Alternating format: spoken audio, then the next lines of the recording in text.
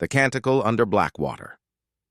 The year the oceans learned to sing, the old warnings came back like nursery rhymes no one wanted to remember. Do not speak your true name near the tide. Do not carry mirrors after dusk. If the bells ring with no wind, go inside and pray to whichever God will have you. People laughed at first because the world was modern and bright, powered by sun towers and kelp engines, stitched together by satellites and patient machines. But the laughter bent into silence the night the auroras sank below the horizon like curtains of green fire, and the sea answered with a sound that was not quite music and not quite speech, a low-layered choir rising from trench to estuary until windows hummed in their frames and sleepers woke with tears on their faces, certain they had been called by name. In the gray city of Novamar, whose cathedrals had become data centers and whose monasteries kept servers instead of relics, a linguist named Safa Mir stepped off a salt-streaked tram and felt the vibration in her ribs the way thunder sits in the chest, soft and heavy, as if someone were knocking on bone from the inside. And she knew at once that the reports were right. The Blackwater chorus had returned. Safa was not religious, though her grandmother had taught her to name the stars like saints. But she had spent a decade teaching machines to untangle human voices from riot and storm. And that was why the Ministry of Renewal had called her to the Basilica of St. Vesper, an iron-limbed structure where stained glass showed constellations instead of prophets, and the nave flickered with hollow screens showing waveforms like stained glass of their own. Beneath the basilica, in vaults that smelled of wet stone and ozone, an order of monks and engineers tended a machine called the Canticle engine, a ring of copper and light that took in the sea's singing and combed it into patterns. They believed the chorus was not weather but will, not storm but someone, and the engine, half organ, half supercomputer, was the only thing that had ever made the singing pause, the only thing that let people sleep when the moon leaned too close to the water. The abbot, a woman in a salt-stiff habit with a censer array in place of a rosary, took Safa by lamplight to the engine and showed her the night's recording. 7 minutes of layered voices held inside a globe of sound so dense the air thrummed, and when Safa closed her eyes, she felt the edges of words that were not words, syllables that slid away when she looked at them head-on but brushed her mind in the periphery like moths against a window. "They are speaking," the abbot said softly. "But we do not yet know if they are speaking to us or simply through us," and she told Safa the history no government document admitted. During the silent years, when the first black rains fell and the satellites tumbled like cold stars, a handful of nations had fired lithospheric beacons, machines seeded in trenches to catalyze plankton blooms and clear the skies, and in their hunger to be heard by anything that might listen, they had given those beacons our hymns, our lullabies, our dead. The beacons listened back. Deep things learned the shape of a human song, and now, centuries later, the ocean sang in human intervals while no mouth moved. "We built cathedrals to house this regret," the abbot said, "and engines to keep it from swallowing us." And she looked very tired. Safa moved into a cell beneath the chancel where the walls were warm with server heat and the nights smelled like burned dust and salt. In the mornings, she walked the piers with a handheld array, listening to the timbre of waves, counting how many times the tide spoke her name when no one was there. By noon, she sat with the monks in data-lit silence, tracing phonemes as if they were birds crossing a winter sky. By evening, she stood in the bell tower with a thermos of bitter tea and watched fishermen refuse to whistle as they worked, for fear of being whistled back. The chorus changed with the moon. On thin crescents, it was a murmur like breathing in a cathedral after the mass has ended. On fat moons, it was thick with overtones that prickled the scalp and made dogs weep. And after 3 weeks, Safa found what none of the others had seen. Beneath the rolling harmonics, there was a broken refrain that repeated every 61 minutes. A pattern of 4 slow notes, a pause, 3 fast notes, and a final rise that had the shape of a question. When she mapped it against the hydrographic charts, the refrain aligned with a line of trenches like beads on an invisible string, a pilgrim's road cut under the sea. "They are traveling," she told the abbot. and the engine's lights flared like Coptic halos, and the monks murmured a prayer that was also a checksum. The city listened, then pretended it wasn't afraid, the way people always do when the world goes a little sideways, but the buses still come on time. Only the old rules crept back into usage. No mirrors after dusk. Write your true name only on paper that burns. Keep a bowl of salt by doors and speak kindly to the wind. On the night the aurora dipped low enough to brush the bell tower like fingers of green fire. The storm came in from a clear sky. The sea stood up as if it remembered legs and stepped toward the seawall. The lights of Novamar blinked and then held steady as if afraid to close their eyes. And the chorus rose so loud the glass in shop windows shivered. The engine thrashed under its own inputs. Too much, too fast, too many voices, until Safa did the unthinkable and shut down 3 of its filters, letting more raw song into the core. The abbot hissed that she was mad, but the sound narrowed like a lens. The overtones peeled back, and the refrain stood alone in the air like a wire strung between mountains. Safa spoke into the array, not words but vowels shaped like breath, and the refrain answered, the last note bending toward her mouth and then away like a tide debating the shore. Something in the vault shifted. A coldness like deep water touched her teeth. And in the side panel she saw it elsewise. An amplitude mapping that, inverted, looked like a face, long, luminous, angles wrong in ways that stirred an old part of the brain that knew to kneel or run.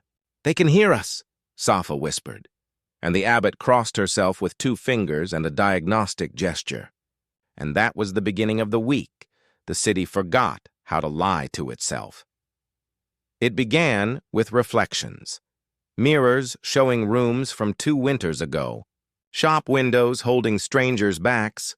Puddles where the sky rippled with lights that weren't there. A child playing in the basilica's shade answered a voice only he could hear and then laughed, saying his grandfather wanted to know why the bells were so shy. A fisherman found his net heavy with fish that weren't fish at all, but patterns of light that slid through rope like silk, and returned to the deep with a sigh. The ministry sent sealed memos calling it mass auditory pareidolia, but their paper smelled of fear. Safa sat with the engine and spoke nonsense syllables in precise sequences until the refrain repeated afterward in mirror.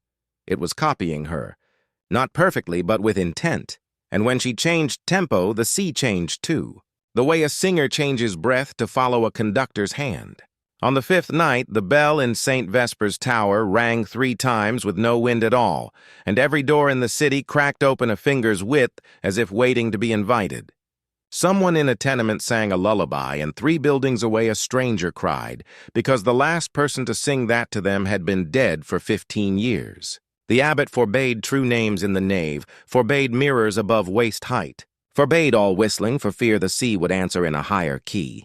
But the city had already begun to tilt toward the water. Safa knew the moment the chorus stepped from sound toward shape, because the air took on a pressure like standing under a waterfall, and because, in the corner of her eye, something walked along the column shadows in a gait that was not built for knees. In the engine's spectrogram, the refrain widened like a mouth and then a hand. No, a shape that satisfied the mind where hand belongs, pressed against the copper ring from the inside, leaving a warmth that did not fade. The monks held their breath the way divers do, and the abbot said quietly, "We asked for a God when we were drowning, and now we have one. But it is a God that remembers us as we were, not as we are. Be careful what you call holy." And Safa, who did not pray, found herself whispering thanks to a grandmother whose voice she had tried to forget, because forgetting made work easier. Outside, Novamar's seawall shuddered as if something had leaned against it like a tired traveler. And in that shudder, the refrain changed, adding not words but a pace Safa recognized from street corners at dusk. Hesitation, hope, fear of knocking at the wrong door. She answered with the simplest thing she had. She sang the scale a mother sings to find a child's range, and the sea softened on the minor third the way a human throat does when it finds home. The ministry decided to be brave at exactly the wrong time.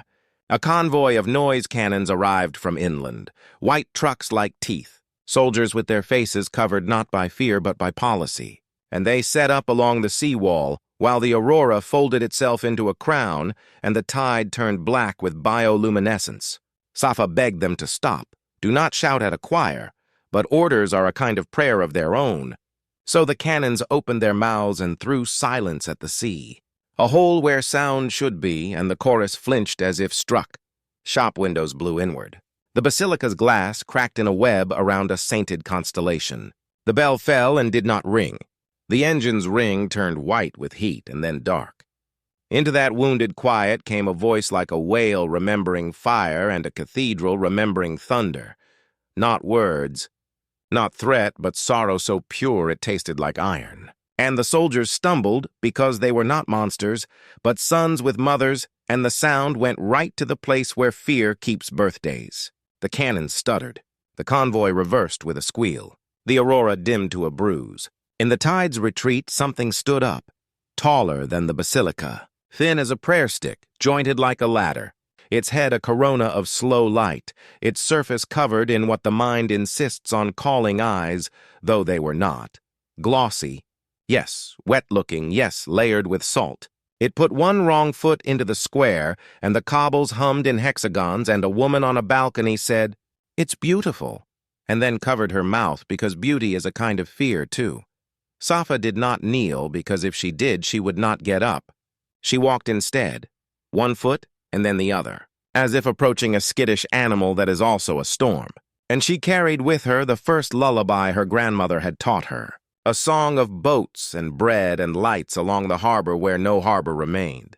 She sang it badly because her mouth was dry and her heart too fast, and the thing in the square bent its latter selves toward her as if listening through its whole body. Behind her, the abbot whispered, "You are naming it," and Safa realized the terror. Humans are inveterate namers, and to name is to invite, and to invite is to be responsible for what crosses your threshold. She stopped singing, swallowed, and spoke her name. Not all of it. Not the secret folded-away syllables, but enough. And the thing repeated her name in 100 timbres, as if trying to learn the way a human tongue sits behind the teeth. In its echo, she heard her grandmother's voice layered. Under strangers and wails and storms and the hiss of tide on gravel. And she understood that the supernatural and the alien were not enemies here, but metaphors for each other. Two hands describing the same impossible shape.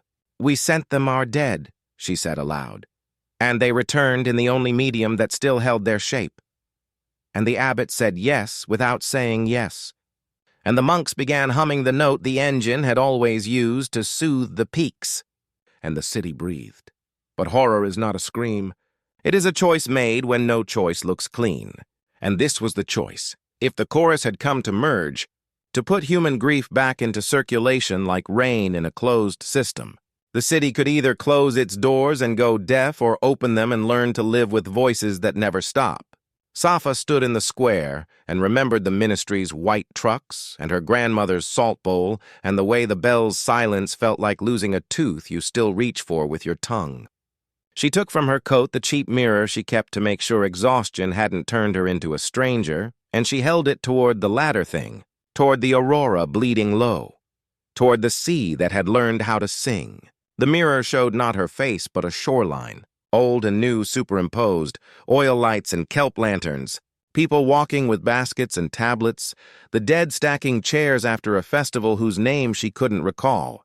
"We can house you," she said, voice steady now, because naming is power but also promise. "Not as gods, as guests." And she taught the chorus the old sign for hospitality, palm toward chest, palm outward, and the thing in the square rearranged itself until its joints made that sign in angles of light. Behind her, doors unlatched all over Novamar, salt bowls lifted from thresholds, mirrors turned down. The abbot walked to Safa's side and set the engine's cooled copper ring on the cobbles like a crown on the wrong day. And together they sang not a hymn, not a code, but the mundane music of streets at dusk, vendor calls, bus brakes, kettle steam, a child's complaint about shoes, the squabble of gulls, and in that flood of ordinary, the chorus lay down like a tide that has learned the shape of shore. Integration was not clean. Nights grew crowded in the head, dreams braided with strangers' slow songs. Sometimes the sea spoke a grief that made the city sit down on its stoops and breathe together, because what else can you do? Sometimes mirrors remembered a better answer. You should have given your father 12 years ago, and if you listened too long, you forgot which was now.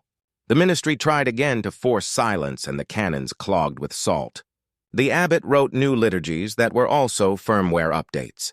The monks learned to bless drainpipes and patch notes. Fishermen hung wind chimes that tuned to the refrain so boats would not drift into Blackwater. People wrote their true names on paper and burned them not to hide but to make room, smoke taken as sign and offering. Children were born who could hum back at the tide and get a joke in answer. Funerals were simpler. Graves dug shallow so the dead could keep listening. Safa parceled her days between the engine, now a door frame rather than a dam, and the bell tower, now a throat rather than a warning. She feared sometimes that the voices would blur her into everyone else, that she would stop being a person and become a venue, but whenever she thought the edge was going, someone in the city would call her name from a window in the human way and her own voice would answer like a throne. Rope. In the end, if this is an end and not a turn, the Auroras climbed back to their proper latitude. Polite as a guest who has learned the house, the chorus gentled into weather, and the black rains came only as soft silver that made the streets sing like wet glass. There are still rules in Novamar. Mirrors face the wall at dusk unless you are prepared to talk. Salt in bowls is for friendship, not fear. Bells ring when the wind wants them to, and no one asks for reasons. If the sea whispers your name, you whisper back a recipe or a story about a dog or the way your grandfather cracked walnuts with one hand. Do not shout at a choir. Do sing when you can. Sometimes late, Safa climbs to the tower and looks down at the engine's copper ring set flush with the square like a coin left on a grave, and she hums the refrain that started it, and the sea makes the sign for hospitality in ladder angles down where only fish see. And she remembers her grandmother counting stars and naming them saints, and she thinks, not quite prayer and not quite science, that the alien and the holy were always two ways to say visitor, and that the world is a house built for more guests than we knew. On the worst nights, when the grief comes in like fog and the city breathes together on its stoops, Safa lights a kettle on the tower's little stove, and the steam sings soft into the bell's mouth. And for a moment the whole of Novamar tastes like tea and salt and thunder, and the mirror in her pocket shows only her face, tired and alive, and the sea, very far and very near, says her name the way family does, casual and careful, and the lights along the pier flicker once in agreement, and the night, deep, layered, impossible, goes on.